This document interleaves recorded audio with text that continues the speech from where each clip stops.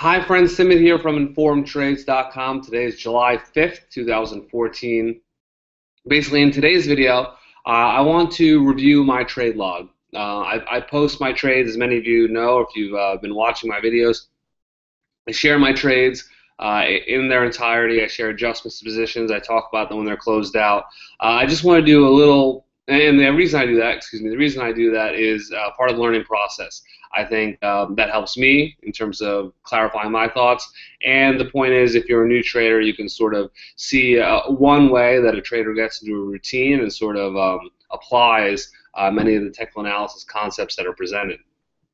In this video, another best practice I think is reviewing your trades, reviewing your trade log and seeing what trades worked, what trades didn't work, the percentages, the overall trends. I think that's important to monitor. There's a lot of great tools as well that can help traders do that. So let's get started with that. Let's take a look at my trade statement, my trade history, and some insights that we can gather from that.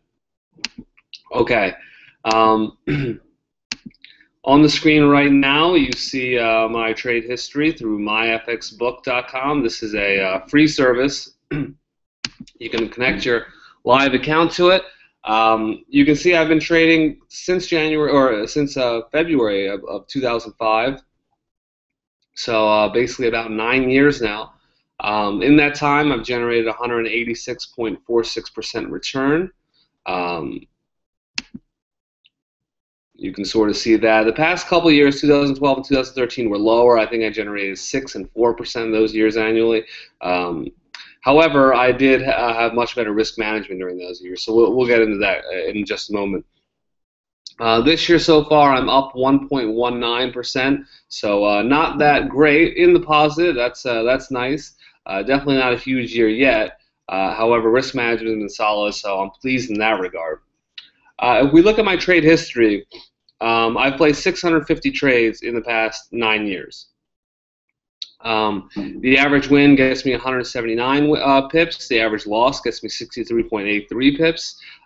So that's pretty solid. It's a little less than 3-to-1 reward risk. I would like it to be more, but it's in the right ballpark. I do want to improve that just a bit. My longs won, shorts won. Also, well, the one thing about this data is that it doesn't really. There's no such thing as break even. Sometimes a break even will result in less than a pip of a win or loss, and then it gets factored in as a win or loss. When in reality, it really was meant to be break even, and the amount of impact to my account balances is incredibly insignificant. Okay, so my longs won 43%, shorts won 31%. I think I need to improve both these numbers. That's definitely on my goal list. Fewer losing trades is the main thing, and we'll look at the steps I've taken to accomplish that. But in general, just one insight here is maybe I should just not put on short trades, because if I'm only winning 31% of the time, and the win-loss is less than 3-to-1, although it would be interesting to see the win-loss for short trades, specifically for short trades. It's not that it might not be that great. Now, I actually don't think I need to stop short selling. I think I need to revise my method a bit, and I think I have. I think part of the reason, especially in 2013, I lost on a lot of shorts trying to trade against the trend. So there were certain markets that were trending up, and I was trying to short them when I saw there was a sign of reversal. That's not prudent. I learned, or at least it's not for me. I think I'm better at following with the trend. Profit factor, which is the average, how many times the gross profit exceeds the gross loss. That's a good metric. It's higher, above 1. That's good. We want it to be as high as possible. Expectancy, when you factor in all the wins and losses, I'm making about 26.2 pips per trade. That's something to factor in. Of course, we want to see that number, and as my trading improves, that number will go up. This is for 2004 right now. We're seeing the monthly returns. What I am pleased with is that even though the returns aren't that high, the drawdowns are low, right? So January was the worst month. We saw 2.09%. But if you compare that with 2013, we had 3.79, 2.58, 2.48. The drawdowns were much worse. We did have a 4.02% up month and 3.17, but we did recently have a very nice June, 3.63%. So I think I'm making progress in minimizing losses and while without compromising winners. That's really the name of the game. You want to keep your losses short and let your winners run. Am I getting better at that? Even though the returns are lower, I think in a way I am. So you see in 2012, big decline here. Excuse me. We did have a big gain, 6.43%, but 8.2%, that's a big drawdown. I've changed risk controls, risk parameters, and I think that's making some progress here. So that's definitely reassuring. Now, once your drawdown is minimized, you have the luxury of you can more confidently take on bigger positions, bigger trades. So that's something to think about. If you're able to risk 50% of your capital because you know that your drawdown is not going to exceed 5%. Versus 10% of your capital because you know your drawdown is going to be much higher, that makes a difference. So these are definitely things to consider. Overall, I do think my trading is improving, even though my percentage gains have declined a bit over the past couple of years. They're still positive, but they've declined in 2013, 2014 relative to what they were in years past. Risk of ruin, here we see that. So you can see there is a less than 0.10% chance of losing 40% of the account, 172 consecutive losing trades. There's a 10% chance of losing 10% of the account. This requires 43 consecutive losing trades.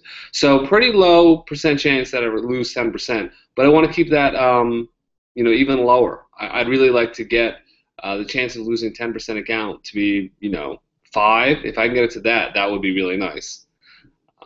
0.81% chance of losing 20% of the account. That's pretty good.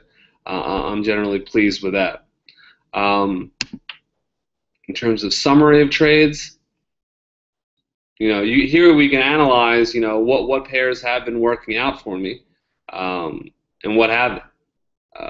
We can look at total, what's got me the most pips. I've lost the most on dollar Singapore. What's made me the most? Gold and silver, no surprise there. Pound Kiwi, dollar Canada, euro dollar. But here's something to consider. Dollar Singapore, maybe I should stop trading that.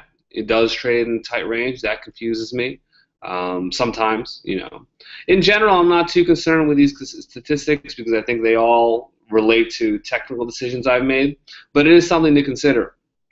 Maybe I should I don't have the rhythm, I don't have the feel for dollar Singapore, or maybe this particular currency pair is not appropriate to my style of trading. So maybe I should not do that. Maybe I should stop trading dollar Singapore.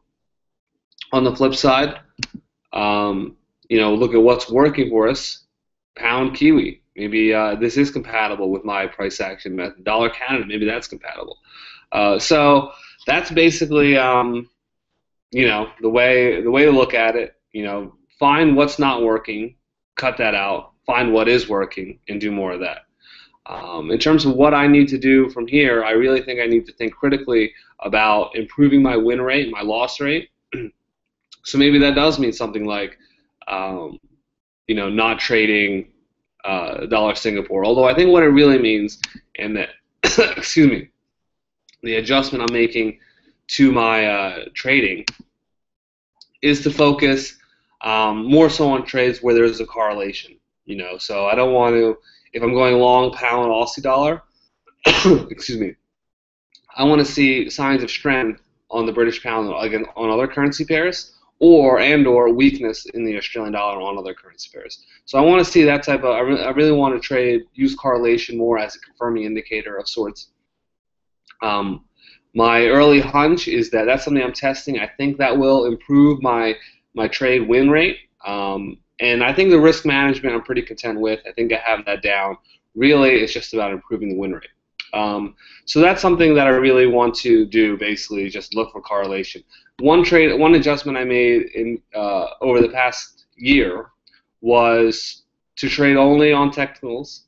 Or I guess a few adjustments I made. Trade only on technicals. Trade the daily time frame, and trade with the trend if we're defining the trend as mainly look at the moving averages. So I want price to be I want the moving averages 50 and 200 to both be sloping up in an uptrend or sloping down in a downtrend. If they're wishy-washy, then I'd rather stay out.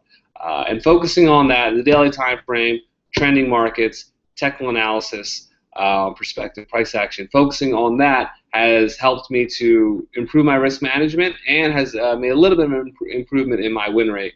But improving the win rate is really where I need to improve as a trader. And going forward, what I think I've learned so far is to look at correlation. The trades that have done the best for me have been the ones where there's the pound is rising across the board, or the New Zealand dollar is declining across the board.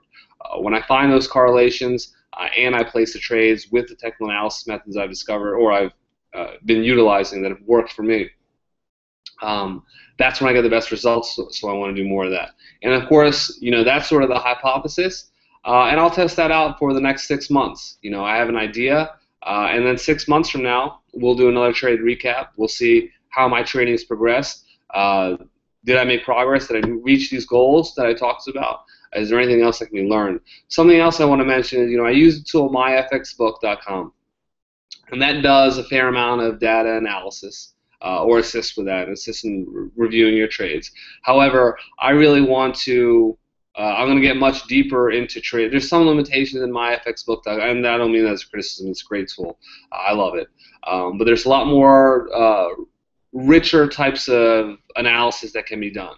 And we'll get into that in future videos and things like that. That's something I'm still learning, so as I'm learning, I'll make some videos, share my knowledge. We can all learn together. That's about it. Any questions you have, anything you want to add, join us at informedtrades.com. Best of luck in your trading. We'll be back Monday, July 7th, with our next video. Take care.